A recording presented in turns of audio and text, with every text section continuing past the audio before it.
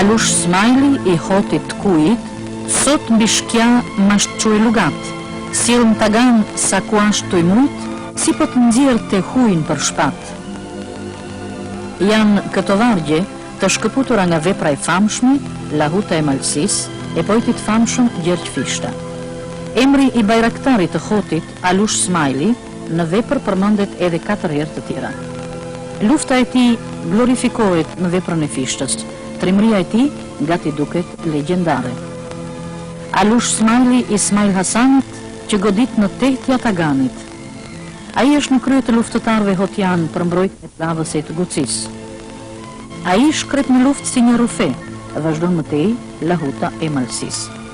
Lufta e Nukshikit e dimrit vitit 1879-1880 është ndër më të ashprat e më të rreptat.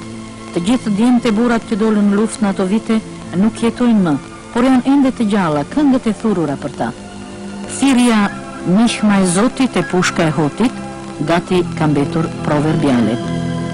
Edhe në luftën e dytë botërore, djemtë dhe burrat e hotit të kujit përsëri u gjenden me armë në dorë. Alush Smajli ishte gjallë tek 17 nipat që ishin në luftë me shkjaun. Shaban Aslani, një muaj burg dhe nuk dinte që partizanët malazez I kishin pushkatuar të afërmit e tij. Prandaj edhe u tha: mos më lidhni syt se hakun kanë për të ma marrë 17 shabanët që janë në mal. Fisi I Alush Smajlit tërë jetën në luftë me shkjaun, tërë jetën në luftë për lirinë dhe pavarësinë.